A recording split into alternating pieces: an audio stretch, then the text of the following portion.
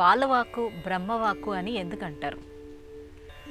ఎందుకంటారంటే అమ్మాయి, సంస్కృత సాహిత్యంలో ఒక మాట ఉంది, బాలాదపి సుభాషితం. అది ఆ మాట. చిన్నపిల్లలు దైవ స్వరూపాలు, వారికి కల్మషం తెలియదు. అసూయ, మాత్సర్యం, స్వార్థం తెలియవు. నీది నాది అనే ఆలోచన కూడా వారికి తెలియదు. మంచిగా ఉంటే మంచిగుంది అని అంటారు, బాగోలేకపోతే అబ్బే బాగోలేదండి అని కూడా చెప్పేస్తారు. నటించడం చిన్నారి బాలబాలికలకు తెలియదు కనుక బాలవాక్కు బ్రహ్మవాక్కు అన్నారు. బ్రహ్మవాక్కు అనగానే యథాతథంగా అవుతుంది అనే విశ్వాసం వచ్చి చేరుతుంది. నిష్కల్మషమైన మనస్సుతో ఎవరినైనా చూచి మీరు బాగున్నారండి అనో, మీకు బాగుండాలి అనో అంటే మనం ఎంత సంతోషంతో పొంగిపోతామో, చిన్నారి బాలబాలికల మనస్సులో కూడా ఏ కల్మషము ఉండదు.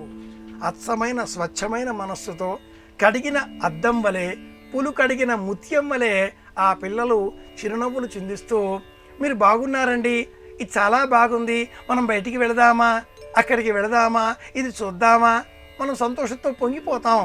కనుక బాలవాక్కు బ్రహ్మవాక్కు. బ్రహ్మవాక్కులో ఒకటి అవుతుంది అనే విశ్వాసం, రెండు సత్య నిరూపణ అన్న నమ్మకం.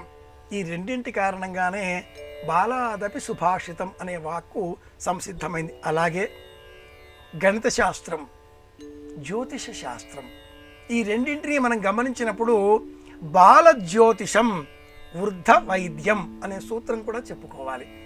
ఇది సుప్రసిద్ధమైనటువంటి జ్యోతిష శాస్త్రపరమైనటువంటి చర్చలలో పలువురు పెద్దలు వినియోగించేటటువంటి మాట.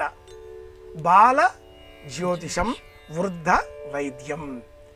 బాలురు నిష్కల్మషమైన మనసుతో ఉంటారు. గణిత శాస్త్రంలో మహావేగంగా లెక్కలు కట్టవారై ఉంటారు కనుక వారు ఇలా జరగబోతుంది, అలా జరుగుతుంది, అవుతుంది అంటారు. అక్కడ స్వచ్ఛదనం, అచ్చమైనటువంటి అమాయకత్వం, గణిత విజ్ఞానం బాలవాక్కు. రెండవ మాట వృద్ధ వైద్యం. ఇక్కడ అనుభవం, శరీరాన్ని చూచి, వాతావరణాన్ని చూచి, తత్వం గ్రహించి ఈ ఔషధం స్వీకరిస్తే ఈ రోగానికి ఇది నిదానం, వృద్ధ వైద్యం.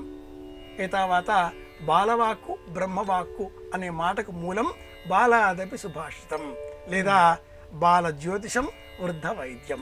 ఇవి మూలాలు.